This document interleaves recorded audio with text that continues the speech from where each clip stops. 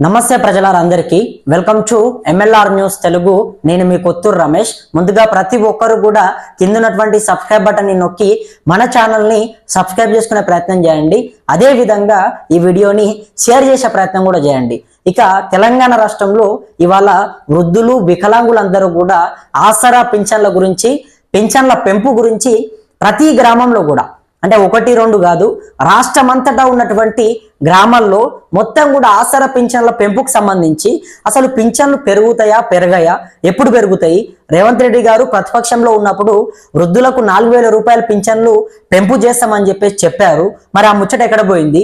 వికలాంగులకు 6,000 రూపాయల పింఛన్లు ఇస్తామని చెప్పారు. మరి ఆ ముచ్చట ఎక్కడ పోయిందని చెప్పి ఇవాళ రాష్ట్రమంతటా కూడా ఉన్నటువంటి వృద్ధులు వికలాంగులందరూ కూడా చర్చించుకుంటా ఉన్నారు. మరి దీనికి సమాధానం కాంగ్రెస్ ప్రభుత్వం చెప్పాలి, రేవంత్ రెడ్డి గారు చెప్పాలి. ఎందుకంటే వాళ్ళే ఇచ్చారు కాబట్టి, వాళ్ళే హామీ ఇచ్చారు కాబట్టి మరి దీన్ని పెంచుతారా లేకపోతే కొంత సమయం తీసుకుంటారా, ఏదో ఒకటి చెప్పాలి. కానీ వాళ్ళ అటువంటిది ఏమీ లేదు, చెప్పే ప్రయత్నం చేయట్లేదు. మేము మాట ఇచ్చినాము, సో ఇప్పుడు మాకు కుదరట్లేదు, కొన్ని కారణాల వల్ల బడ్జెట్ సరిపోవట్లేదు, ఆసరా పింఛన్లు పెంపు చేయట్లేదు. ఇది ఒక పద్ధతి ఉంటుంది, ఇది ఒక పద్ధతి. ఎందుకంటే ప్రజలపైన ఒక బాధ్యతగా చెప్పడం అనేది ఒక పద్ధతి మొదటగా. ఇక రెండోది ఏంటంటే ఇప్పట్లో కష్టమే, మేము పెంచము అని చెప్పినా పెద్ద ఎవరికి కూడా భయం ఉండదు. ఎందుకంటే వాళ్ళు పెంచుతారా పెంచరా అని చెప్పేసి ఒక తికమక పడతా ఉన్నారు ప్రజలు. సో ఇటువంటి సందర్భంలో పెంచుతే పెంచుతామని చెప్పండి, లేకపోతే పెంచమని చెప్పండి, ఏదో ఒకటి చెప్పే ప్రయత్నం చేయండి. ప్రజాప్రభుత్వం అని చెప్పడము ప్రతిరోజు కూడా ప్రజాప్రభుత్వం అని అయితే చెప్తా ఉన్నారు. ప్రతి పేపర్లో అడ్వర్టైజ్మెంట్లు, మొత్తం యాడ్లు ప్రజాప్రభుత్వం అని చెప్పేసి బాగానే చెప్తా ఉన్నారు. కానీ ప్రజాప్రభుత్వానికి ఇవాళ ప్రజలు ఇబ్బందులు పడతా ఉంటే, ఆసరా పింఛన్లు పెరగక వృద్ధులు వికలాంగులందరూ కూడా నానా ఇబ్బందులు పడి ప్రభుత్వం పెంచుతుంది కావచ్చు అని చెప్పి వాళ్ళ కళ్ళల్లో ఒత్తులు వేసుకొని మరి ఎదురు చూస్తూ ఉంటే, మరి ముఖ్యమంత్రి గారికి మాత్రం కనీసం బాధ్యత లేదా? అరే వాళ్ళకి సమాధానం చెప్పండి, పెంచుతారా పెంచరా? మరి ప్రతిపక్షంలో ఉన్నప్పుడు ఎందుకు చెప్పారు? హామీలు ఎందుకు ఇచ్చారు? మేము చేస్తామని చెప్పేసి ప్రజలకు తప్పుడు హామీలని ఎందుకు ఇచ్చే ప్రయత్నం చేశారు? ఇవాళ అధికారంలోకి వచ్చి కొన్ని నెలలు గడిచిపోతా ఉంది. కాంగ్రెస్ ప్రభుత్వం పైన ప్రజలు నమ్మకం పెట్టుకున్నారు. వికలాంగులు వృద్ధులందరూ కూడా మా పింఛన్లు పెంపు చేస్తే మాకు ఏదో ఒక రకంగా ఆసరగా ఉంటది. ఎందుకంటే ఇప్పుడు వృద్ధులు కానీ వికలాంగులు కానీ ఏ పని చేసుకోలేరు, వాళ్ళు వేరే సోర్స్ ఏమి ఉండదు.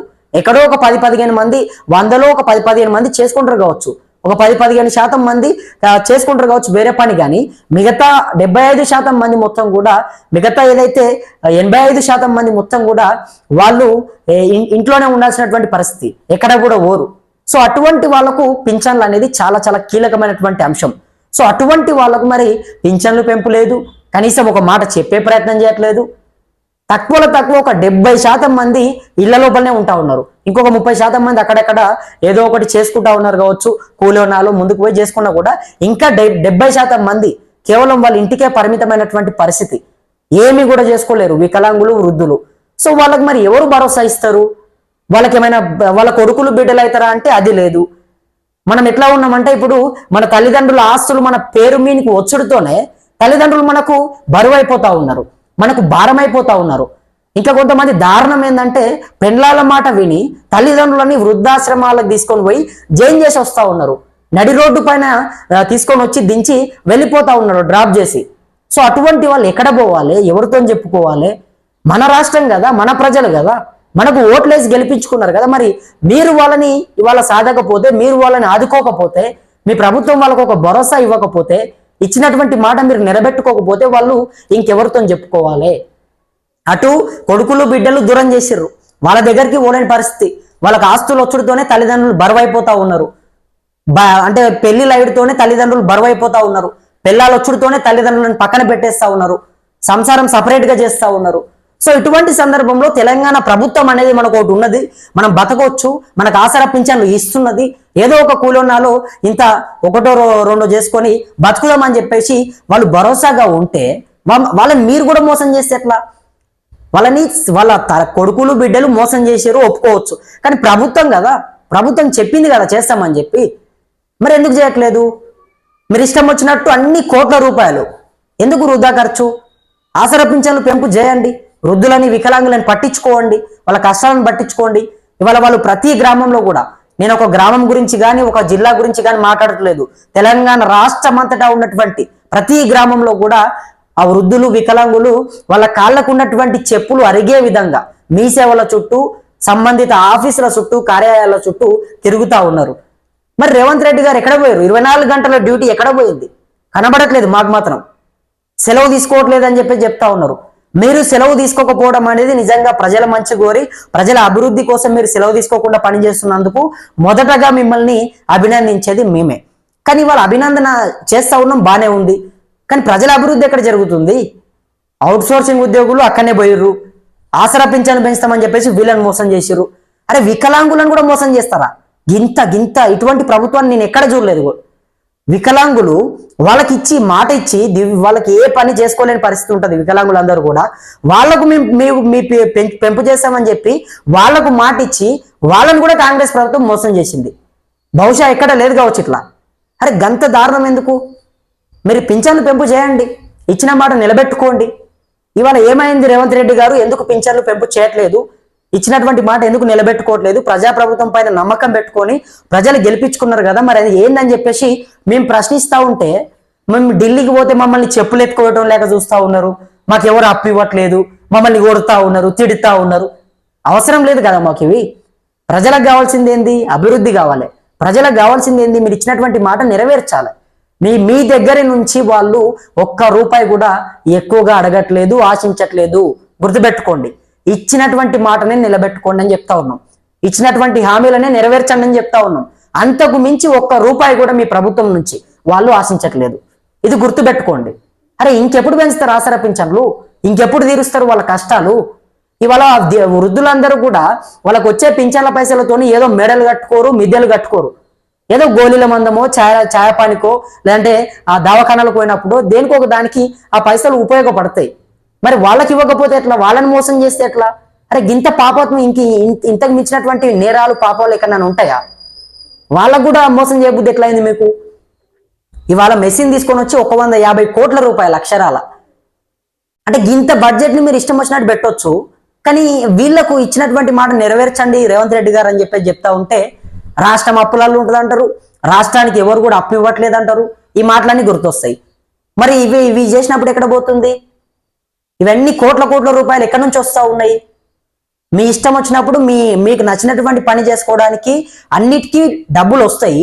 అందరూ అప్పులు ఇస్తారు, కోట్ల రూపాయలు వస్తాయి, ఊరి పడతాయి, ఇట్లా పైనుంచి ఊడి పడతాయి. కానీ వికలాంగులకు వృద్ధులకు పింఛన్లు పెంపు చేయండి అని చెప్పేస్తే రాష్ట్రం అప్పులాలు ఉంటుంది అంటారా? ఎవరి కోసం పని చేస్తూ ఉన్నారు? ఇవాళ ప్రజాప్రభుత్వం అని చెప్పేసి పదే చెప్పుకోవడం కాదు. ప్రజాప్రభుత్వంలో ప్రజలకు ఇబ్బందులు రాకుండా చూడాలి. ప్రజాప్రభుత్వంలో ప్రజలకు ఇచ్చినటువంటి మాట నెరవేర్చాలి, మాట మీద నిలబడాలి. అప్పుడే ప్రజాప్రభుత్వం అవుతుంది. కానీ ఇవాళ ప్రజలే మీ వైపు లేరు కదా. పదే ప్రజాప్రభుత్వం అని చెప్పుకుంటున్నటువంటి మీ వైపు ప్రజలు లేరు. ఇవాళ చూస్తా ఉన్నాం. ఎందుకంటే సామాన్యంగా ప్రతి గ్రామంలో కూడా కాంగ్రెస్ ప్రభుత్వం పైన ప్రజలంతా కూడా తీవ్రమైనటువంటి అసంతృప్తితో ఉన్నారు. వాస్తవం ఇది.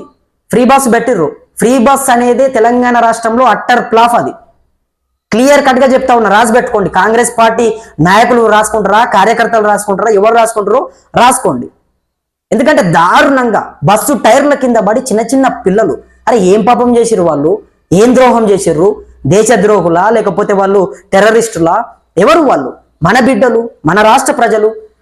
మీరు ఫ్రీ బస్సు పెట్టడం వల్ల ఆత్రమాత్రం ఆ బస్సుల పైకి ఎక్కి వాళ్ళ టైర్ల కింద పడి చచ్చిపోతా ఉన్నారు.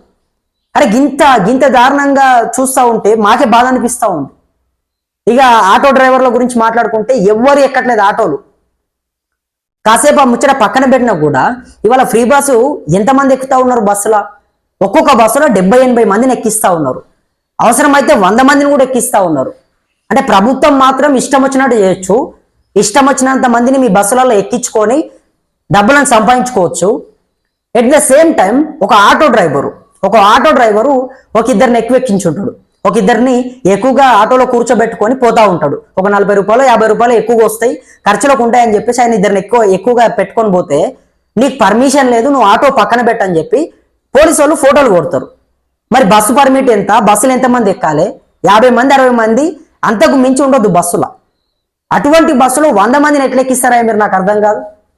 నేను ఏమనుకుంటా ఉన్నారు? ప్రజలను తీసుకొని పోయి చంపుదాం అనుకుంటా ఉన్నారా? లేకపోతే అధికారం చేతిలో ఉన్నది ఇష్టం వచ్చినట్టు విర్రవీగితే ఎవరు మనల్ని పట్టించుకోరనుకుంటా ఉన్నారా? చూస్తూ ఉన్నాం కదా, ఆటో డ్రైవర్లు ఒకరిద్దరిని ఎక్కువ ఎక్కించుకుంటేనే పక్కకు ఆపుతారు పోలీసు వాళ్ళు. మరి బస్సులలో ఎట్లా ఎక్కిస్తా ఉన్నారు? ఇది బస్సుల ముచ్చట. బస్సులను తగ్గించిర్రు, బస్సులు సమయానికి రావు, బస్సులు బస్టాండ్లకే వచ్చే పరిస్థితి లేదు. బస్టాండ్ల దగ్గరికి బస్సులు రావు, కనీసం బస్సులు ఎక్కుదామంటే బస్సులో ప్లేసు ఉండదు. బస్సు టైర్ల కింద పడి ప్రజలు చచ్చిపోతా ఉంటే నేను ఫ్రీ బస్సు రన్ చేస్తా అని చెప్పేసి ముఖ్యమంత్రి మాట్లాడతాడు. ప్రజలని చంపుకుంటా వాళ్ళ ప్రాణాలని బలి తీసుకుంటా ఫ్రీ బస్సు రన్ చేస్తారా? ఏమనుకుంటా ఉన్నారు? ఇక్కడ వీళ్ళు చచ్చిపోతా ఉంటే మీకు ఇక షోక్ అనిపిస్తా ఉందా? ఏమనిపిస్తా ఉంది? నడిపించుకోండి, ఫ్రీ బస్ అనేది మంచిదే. దానివల్ల చాలా మంది కూడా బాగుపడతా ఉన్నారు. పేద ప్రజలకు మంచి పథకం అది. బస్సులు పెంచే ప్రయత్నం చేయండి. అరే నేను 2 ప్లేట్లు పెడతాను 50 మంది తినాలంటే ఎట్లా తింటారా? నాకు అర్థం కాదు. ఇంకింత జ్ఞానం ఉండాలి కదా. రాష్ట్రంలో ఇంతమంది ప్రజలు, ఇంతమంది మహిళలు, ఎవరైనా ఇవాళ ఒక గర్భిణీ స్త్రీ ఫ్రీ బస్సులో ఎక్కి ఒక బస్ స్టాండ్ నుంచి ఇంకో బస్ స్టాండ్కి పోయే పరిస్థితి ఉన్నదా? ఒకసారి ముఖ్యమంత్రి గారు రండి, మీరు చూపెడతాం. ఇది ఫ్రీ బస్ ముచ్చట. ఇంకా చాలా ఉన్నాయి మాట్లాడితే, చరిత్ర చాలా ఉన్నది ఇంకా తెలిస్తే. కాంగ్రెస్ ప్రభుత్వం గురించి మాట్లాడాలంటే నిజంగా ఇవాళ అనేకమైనటువంటి అంశాలు ఉన్నాయి. కానీ మేము కూడా కాస్త ఓపిక పడతా ఉన్నాం, కాస్త ఆలోచన చేస్తూ ఉన్నాం. చేస్తుంది కావచ్చు అని చెప్పేసి ఎదురు చూస్తూ ఉంటే వీళ్ళు రోజు రోజుకు అదే అలవాటు అయిపోతూ ఉంది. గత పాలకుల లెక్క, గత నాయకుల లెక్క వీళ్ళు కూడా ఇష్టం వచ్చినట్టు చేస్తూ ఉన్నారు. ఆసరా పింఛన్లు ఎప్పుడు పెంపు చేస్తారు? ఆసరా పింఛన్లు ఎప్పుడు పెంపు చేసి వృద్ధులని, వికలాంగులని ఎప్పుడు ఆదుకుంటారు? సమాధానం చెప్పండి. వాళ్ళు ఇవాళ నాశనం అవుతా ఉన్నారు, వాళ్ళు ఇవాళ ఇబ్బందులు పడతా ఉన్నారు. వాళ్ళు ఇవాళ మీరు చెప్పినటువంటి మాట నెరవేర్చినందుకు, మీకు ఓట్లు వేసినందుకు వాళ్ళే తిట్టుకుంటున్నటువంటి పరిస్థితి. వాళ్ళే సిగ్గుపడతా ఉన్నారు. అరే మేము ఈ ప్రభుత్వాన్ని ఎందుకు ఎన్నుకున్నాము?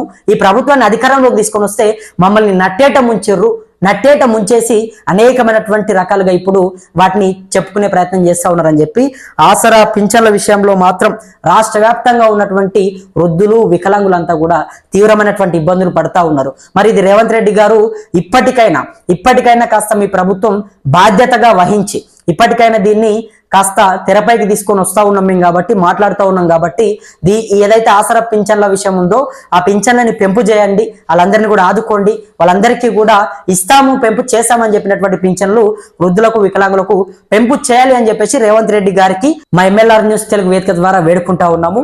అదే విధంగా ఇవాళ తెలంగాణ రాష్ట్రంలో కూడా చూస్తూ ఉన్నాం, అనేకమైనటువంటి సమస్యలు వస్తూ ఉన్నాయి.